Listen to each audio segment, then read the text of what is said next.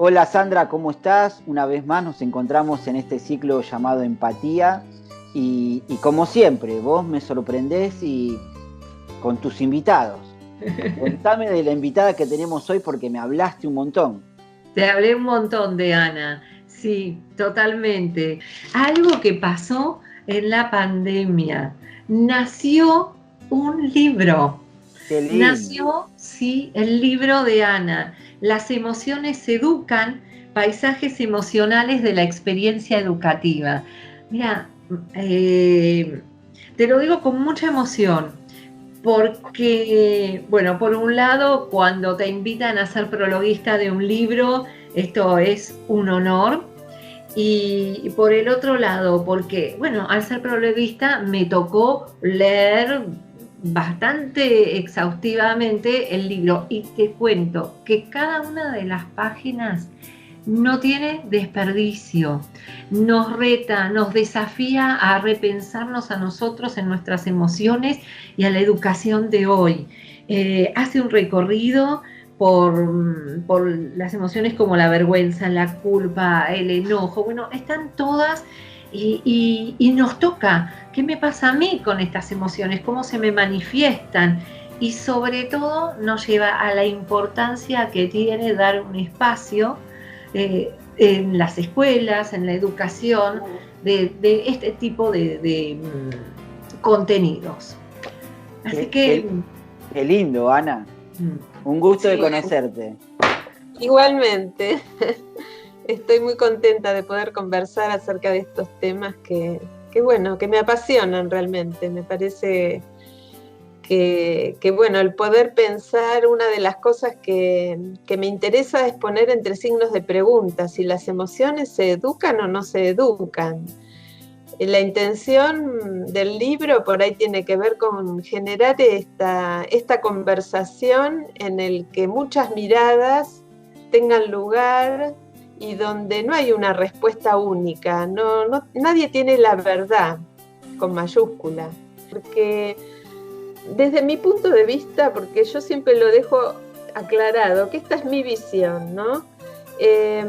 Yo considero que las emociones no se manejan. No podemos manejar nuestro mundo emocional, ni controlar, ni pretender que tengan un destino determinado, sino que cuando una emoción emerge, lo importante es su expresión. Y a partir de la expresión, poder, justamente lo que veníamos hablando recién, poder interrogar a esa emoción, poder preguntarle lo que no sabemos. El miedo es nuestro guardaespaldas también, o sea, no nos gusta tener miedo, es una emoción desagradable, pero en verdad nos cuida, nos protege, porque si no tuviéramos miedo, saldríamos sin ningún registro de las amenazas que podría haber en el afuera o en nuestro mismo entorno. en tu libro usás una imagen que me gustó mucho, que tiene que ver con las emociones como un faro, que traen un mensaje que nos movilizan a resolver una situación. Sí, es como que ponen luz sobre algo, ¿no? Que nos ilumina. Bueno, la función del faro en la costa es un mensaje, ¿no?, que le da a los barcos para que sepan a qué distancia están y que nos, digamos, puedan maniobrar adecuadamente para que no naufraguen, no tengan un accidente. Calle. ¿No es cierto? Entonces, bueno, si iluminamos un aspecto de la realidad que nos puede orientar y nos puede abrir caminos y posibilidades para poder ubicarnos en esa circunstancia, en esa situación, vamos a tener más elementos como para poder pensar los problemas, ¿no? Y en la educación, Ana, ¿cómo sería dar un lugar a las emociones? Si podemos pensar el mundo emocional y afectivo como un paisaje, como un espacio orgánico en el que se desarrolla la vida y se entreteje la vida, donde cada habitante, cada especie de ese paisaje cumple su proceso vital de nacer, crecer, reproducirse y morir, donde nada puede quedar aislado ni puede quedar fijo, como que todo está en movimiento y está vivo. Y la emocionalidad y los vínculos se entretejen en ese entramado, en el entre los otros y nosotros.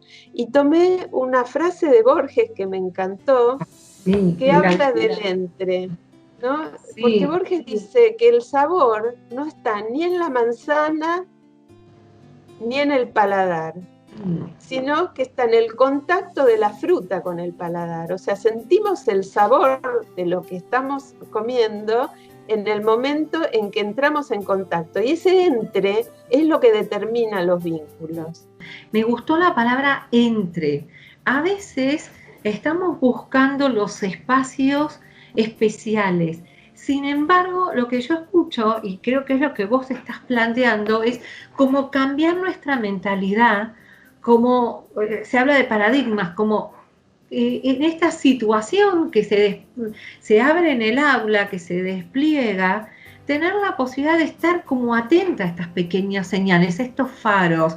Entonces, convertir el aula, más allá de los contenidos, en aprovechar esos contenidos para la reflexión y para la acción. Y creo que ahí, Alejandro, quería hacerte una pregunta. Sí, yo creo que también hay una responsabilidad desde el lado de la familia, ¿no es cierto? También darles espacio a los chicos, porque quizás uno como papá le traslada todo a los maestros, que lo puedan expresar en la escuela, que tienen ese lugar, y cuando llegan a mi casa o cuando llegan a sus casas, eso ya lo tienen que tener resuelto.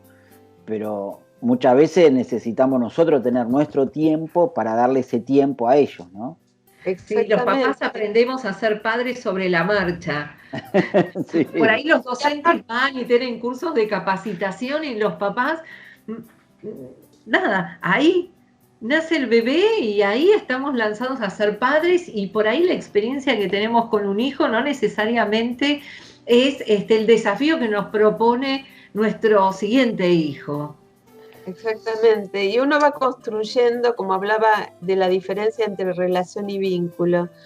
El vínculo que los papás tienen con sus hijos es diferente al vínculo que los hijos tienen con sus maestros. Son vínculos diferentes, son relaciones diferentes, y cada uno se va construyendo en el entorno en el que se desarrolla. O sea, no se contraponen, ni uno es más que el otro, son diferentes.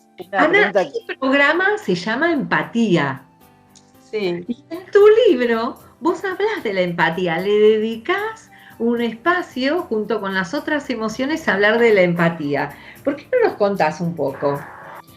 Yo hago una distinción que no sé si es algo que fui descubriendo, que seguramente no descubrí la pólvora en ninguna de las cosas que fui desarrollando, pero poner foco de repente en algún aspecto a veces abre a una nueva reflexión. Porque tenemos la idea de que empatizar es no hacerle al otro lo que no te gustaría que te hagan a vos. ¿Cierto? Comprender esa situación y entender qué es lo que el otro está necesitando. Pero hay un equívoco ahí, porque en verdad yo creo que se trata de no hacerle al otro lo que al otro no le gustaría que la regla del latino. ¿No es cierto? No es fácil esto de ponerse en los zapatos de otro, ¿no? Porque a veces uno cree que sabe lo que el otro está necesitando y resulta que, lo estamos viendo desde una visión más personal y desde nuestra propia experiencia. Entonces es compleja la empatía porque requiere de movilizar nuestra mirada y nuestra percepción justamente a partir de la pregunta, de poder acompañar al otro desde la indagación, de decirle, bueno, ¿cómo te puedo ayudar? ¿Qué puedo hacer para que te sientas mejor? ¿O qué puedo hacer para que esta alegría, para compartir esta alegría, qué te gustaría que hagamos juntos? Y uno sale del protagonismo cuando es empático, digamos, pone el acento en el otro, en poder abrir su mundo, y no desde nuestra perspectiva, sino desde la perspectiva del otro. Y es un aprendizaje bastante complejo. Qué sencillo y qué desafiante a la vez, porque creo que nuestra sociedad a muchos, o la educación nos ha acostumbrado que somos los que tenemos que dar las respuestas. Lo que se valora es esa respuesta, ese consejo y no tanto la buena pregunta.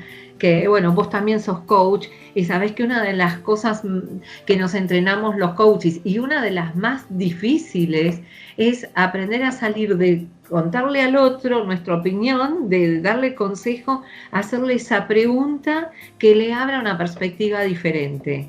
Exactamente. Hay un cuento. Para los hijos, ni te cuento. A veces como papás les hablamos cuando ellos en realidad lo que quieren es que los escuchemos, que los acompañemos y le hagamos alguna pregunta que les abra la vida.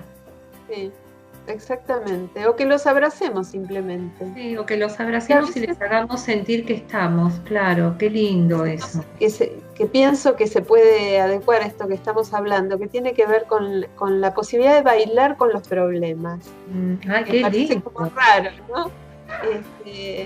Porque uno cuando tiene un problema lo que a lo mejor lo que menos tiene ganas es de bailar, pero bailar en el sentido de que cuando uno baila y se mueve y el cuerpo va tomando como distintas posiciones, uno puede ver el entorno desde arriba, desde abajo, desde el costado, desde el otro lado, ¿no? En esa flexibilidad de movimiento. Y si uno pudiera hacer eso con los problemas y pudiera mirarlos desde distintos ángulos, nos enriquecería mucho la visión y tendríamos distintas perspectivas para poder pensarlos, para poder hacernos preguntas distintas, porque no es lo mismo que veo cuando me agacho que cuando me levanto.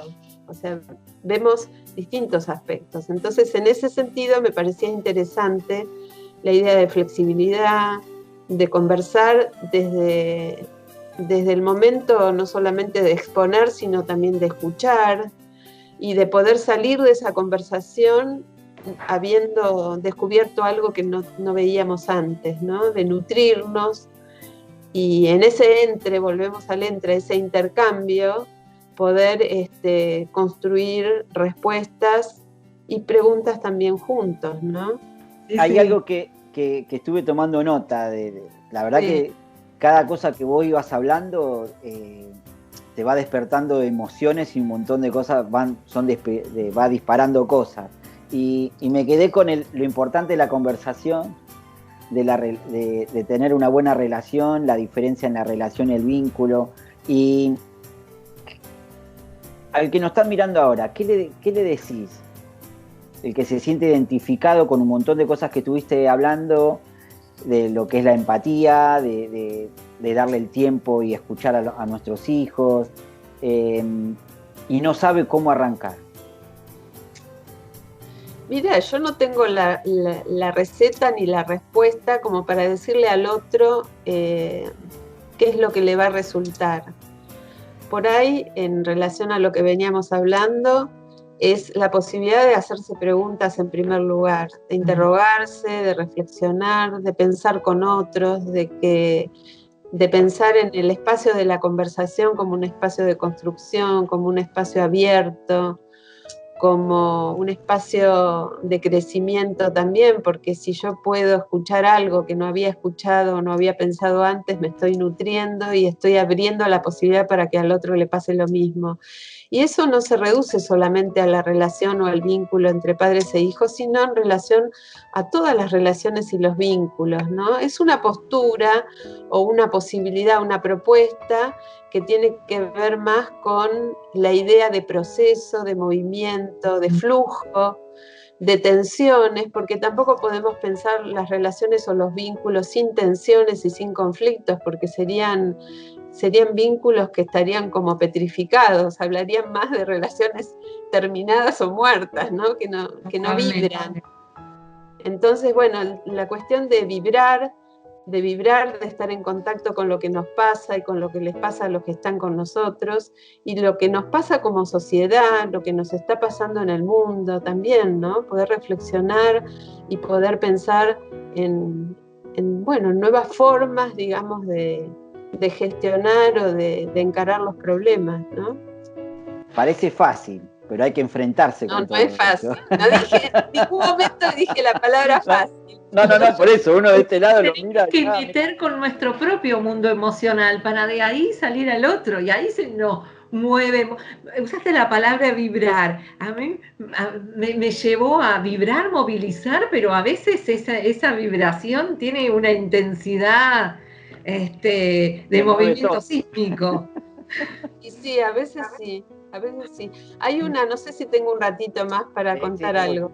Sí. Hay una psicoanalista brasilera que se llama Sueli Rulnick, que escribió un libro que se llama Cuerpo Vibrátil. Y ella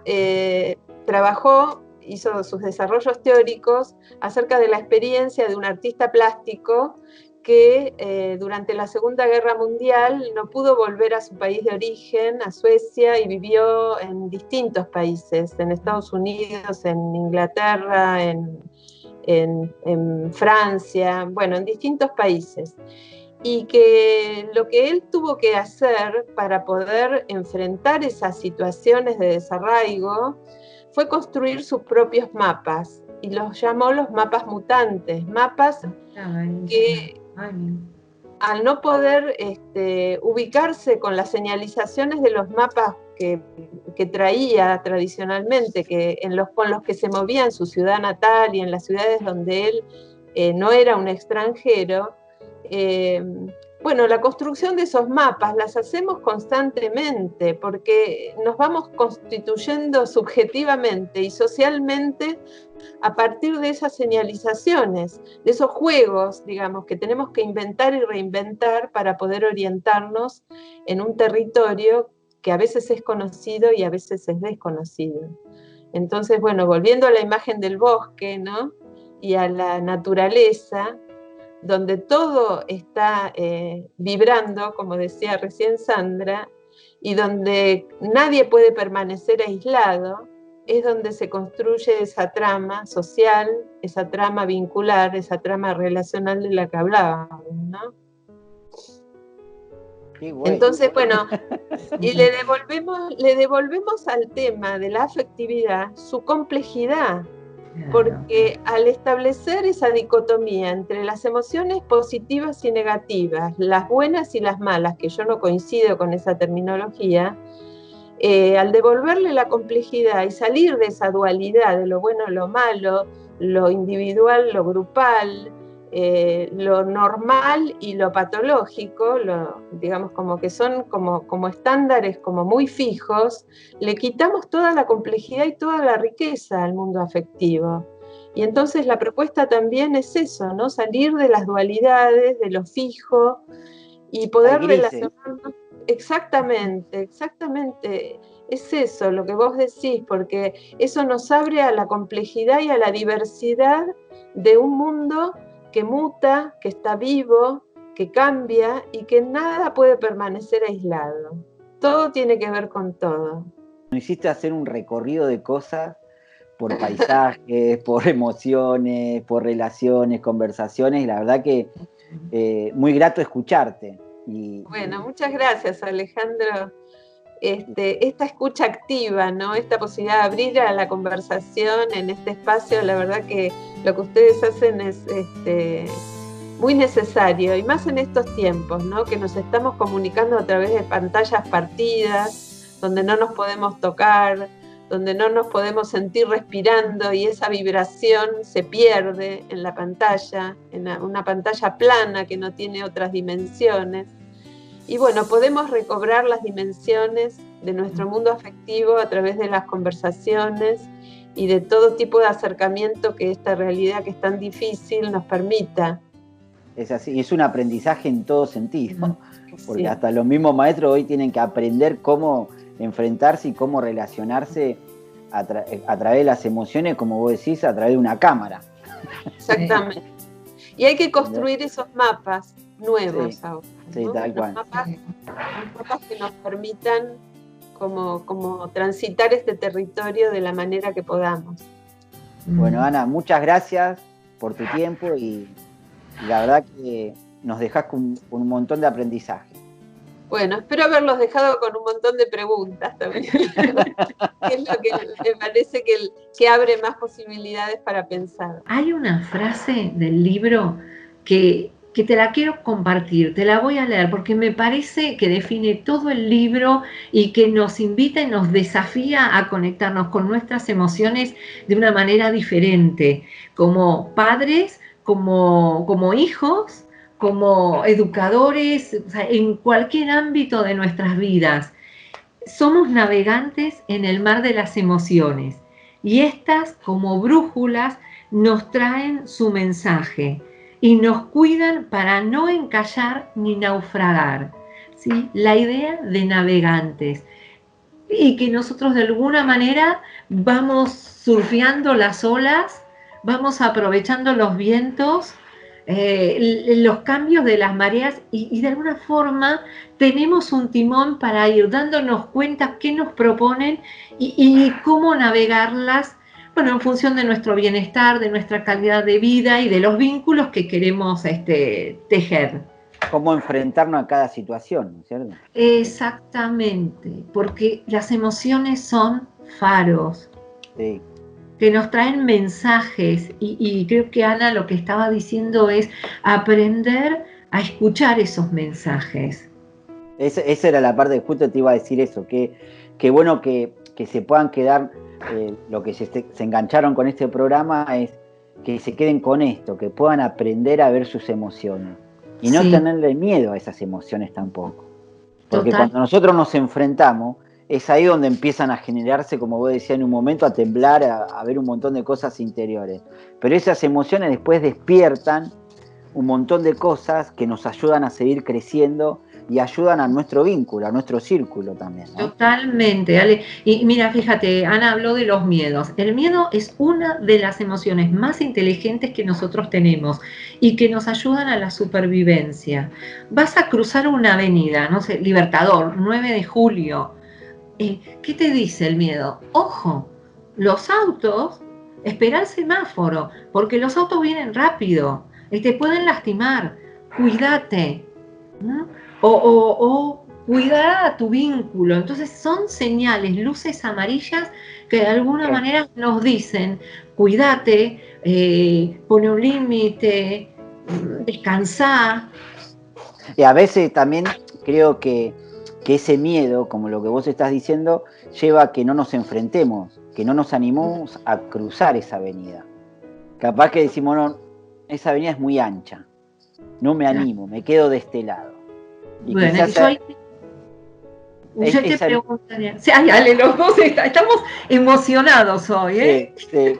No, yo te decía, ¿y esa emoción cómo la enfrentamos? Bien, qué buena pregunta. Entonces yo te diría, ¿cuál va a ser el mejor momento para que vos cruces la calle? Y me vas a decir, cuando el semáforo esté en verde, por ejemplo, en ese caso. Entonces, es aprender a mirar. Amarillo te va a decir ojo, pero el verde va a ser un buen momento. O si vos, por ejemplo, tenés que enfrentar, no sé, un examen, una charla, entonces el miedo te va a preguntar, ¿estás preparado? Estamos hablando de un miedo funcional, porque después tenemos el miedo que nos paraliza, pero ese que es funcional va a decir, ¿estás preparado? ¿Contás con los recursos que necesitas? ¿Con qué recursos contás? ¿Con cuáles necesitas desarrollar? ¿Qué apoyo necesitas para estas circunstancias? ¿Qué impedimentos te podés encontrar? Entonces, fíjate que ese miedo que es funcional nos activa a desarrollar esos recursos en nosotros o ir a buscarlos para poder afrontar esa situación. Ahora, yo te voy escuchando y voy diciendo que hoy es muy común en estos tiempos escuchar la palabra miedo. Y sí. Y es muy común escuchar en estos tiempos en decir, me tengo que reinventar y tengo miedo. ¿Entendés? Y tengo miedo. Y ahora, con esto que estábamos hablando ahora recién, era como que esas herramientas las necesitamos, de saber cuándo tengo el semáforo para cruzar. Claro. Cuando yo tengo para ese semáforo que me habilita a cruzar y que tengo que dar, porque en un momento ese miedo lo tengo que enfrentar. Y ahora, para enfrentar eso, por lo que vos me estás diciendo, es tener claro qué herramientas, qué tengo yo en mis manos para poder enfrentar. Primero te diría, Ale, reconocer que tengo miedo. Y recordar que nosotros venimos de una época donde las emociones tenían muy mala prensa. Sí. Había que ser racional, había que tener, ¿sí? Y recién desde los años 90, 1990, se le empieza a dar un valor diferente a las emociones. Entonces, lo primero que tengo que decir, tengo miedo. Ok, tengo miedo. La siguiente pregunta va a ser, ¿a qué le tenés miedo? Porque algunos te van a decir que tienen miedo a salir a la calle y contagiarse, pero otros van a decir que tienen miedo a quedarse tantos días y a la soledad. Entonces, primero registro a qué le tengo miedo. Como dijo Ana, no todos vivimos el miedo y tenemos miedo a las mismas cosas. Una vez que yo lo detecté, la siguiente pregunta es, ¿de qué me está cuidando este miedo? De la depresión si estoy solo, de contagiarme y enfermarme y no poder cuidar a mi familia, no sé, todo lo que surja. Entonces, una vez que lo reconozco, viene la siguiente pregunta, ¿qué necesito yo? Bueno, si voy a salir, suponete al supermercado, voy a tener en cuenta lo que la gente que sabe más y está investigando de esto nos dice, o ponete el barbijo, lavate las manos con alcohol, si toses, tose en tu hombro, en tu codo para no cuidar al otro. Entonces, eso. Si es el miedo a la soledad, a que yo me quede solo porque necesito estar con mis amigos, bueno, ¿qué me ofrece la tecnología hoy? ¿Qué puedo hacer con esto? Entonces, para empezar a ver lo que tengo en las manos, digamos. Exactamente. Y si no los tengo en las manos, ¿qué puedo pedir? Porque esta es otra cuestión que nos tenemos que animar a pedir y ofrecer. Ale, te pido. San, te ofrezco. Creo que de eso después tenemos que hablar mucho de eso. Sí. Lo difícil que es pedir. Sí, ¿no? De eso podemos hablar un montón, todo lo que se nos juega en los pedidos. Pero sí. Mira, tu programa Empatía, este nombre que le pusiste, yo creo que es excelente para esta época, porque es volvernos sensibles, más agudos a qué nos pasa y qué necesitamos, qué pedidos tenemos que hacer y qué oferta, qué ofrecimiento podemos darle al otro. Y creo que esto está ocurriendo con muchas personas, por lo menos muchas de las personas con las que yo me estoy rodeando. Tal cual, es así, es así. En este momento lo que más necesitamos es tener empatía. Sandra, sí. Me quedaría horas hablando con vos, escuchándote, y me encanta porque cada cosa que tocamos, cada tema que traemos acá al programa, siempre nos vamos con una mirada diferente. Sí. Y los invitados que vos estás trayendo, la verdad que nos ayuda a crecer. Gracias, Ale. Y eso yo te lo tengo que agradecer. Y yo también a vos este espacio que nos abrís para poder continuar con esta posibilidad de difundir y de compartir experiencias, conocimientos, emociones y miradas. Es así. Bueno, Sandra, hasta la próxima. Hasta la próxima. Chao, chao.